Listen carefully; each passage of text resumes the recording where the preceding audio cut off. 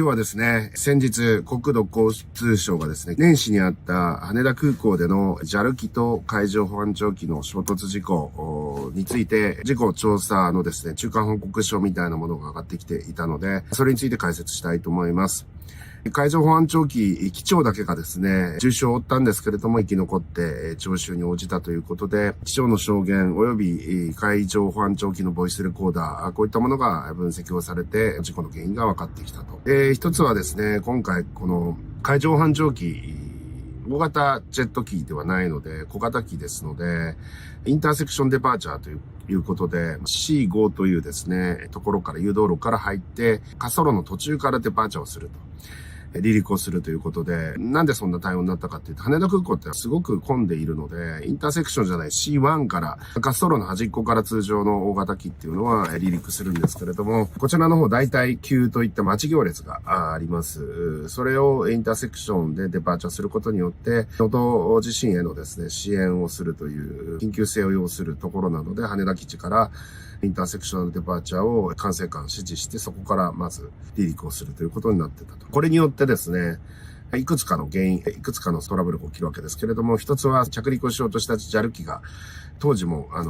月も出てないような夜だったので、誘導灯だったりとか、それを頼りにして着陸をするわけですけれども、誘導灯と開放機のですね、明かりがですね、重なって見えたらしいと。そういったことがまず一つあると。大体ほとんど C1 の方から離陸しますので、そっちに飛行機がいるかいないかっていうことを多分、そういったところも注意をして、そっちの方ばっかりを見てたんじゃないかっていうこともあると思います。つまりそういったことをインターセクショナルデパーチャーにしたことによって、滑走路にいる海上保安庁機に気づきにくい状況が生まれていたと。で、また悪いことにですね、通常ですね、タクシーしてそこまで来てくださいというふうに言って、それを復唱して、そこで待つと。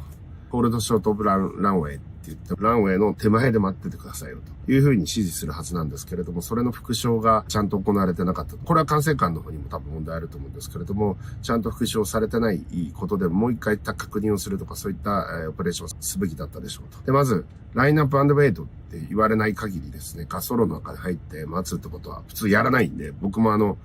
免許も今取ろうとしてるんで、それはすごく注意をするし、すごく見張りをするし、侵入して来てる飛行機があったら、そこでもう一回確認をするというような管制官とやり取りするなりなんなりっていうことをやるんですけれども、それもやらなかったと。ナンバーワンって言われてるんで、一番最初にリークできるんだろうと思って、滑走路の中に侵入したってありますが、これは完全にもう機長、及び副機長の、副操縦士の間違い、ミスですね。これは完全にミスです。まず、開放機が一時的にミスをしてる。滑走路に入っていいよっていう許可はもらってないのに、勝手に許可をもらったというふうに二人とも勘違いをしてしまっているっていうのは、これは有意識ミス。これは本当に最大のミスなわけですけれども、その後ですね、今度は、まず復唱をちゃんと確認しなかった管制官にも問題ありますし、その後ですね、滑走路に侵入していて、これは着陸機があるのに滑走路に飛行機がいるってことを警告する、それを無線で調べて警告するそのランプが管制室には灯っておりましたと。これはもう機材トラブルとかではなくちゃんと灯っていたことが確認されていまして、それに対して管制官が1分以上気づいてなかったという現象があります。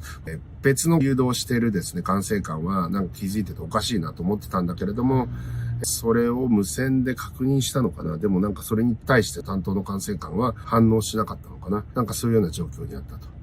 また間が悪いことにこの侵入する JAL 機はですね、3人のパイロットが勤務していて、副機長、副操縦士が機長にステップアップするためのテストをしていたような状況だったということで、緊張もあったりとかして、イレギュラーな位置にいる海上保安庁機に気づきにくい状況だったと。これ、スイスチーズモデルって言いますけれども、スイスのトムとジェリーのですね、ジェリーが好きなチーズありますけど、穴がいっぱい開いてますけれども、この穴が偶然繋がってしまったと。いろんな人たちがミスを犯したことによって、最終的に悲惨な事故の海上保安庁機5人かなが亡くなられて、JAL 機は無事脱出してですね、CA さんとか機長のですね、乗務員たちの起点によってですね、短時間で脱出することができたので、人命はそちらの方を失われなかったんですけれども、非常に大きな事故になってしまったということで、航空機事故というのは、こういったものの再発防止策をやると。誰がミスをしても、今回は海上保安庁機の機長及び副キャプテンが間違えたわけですけれども、この間違いが起きたとしても、事故につながらないような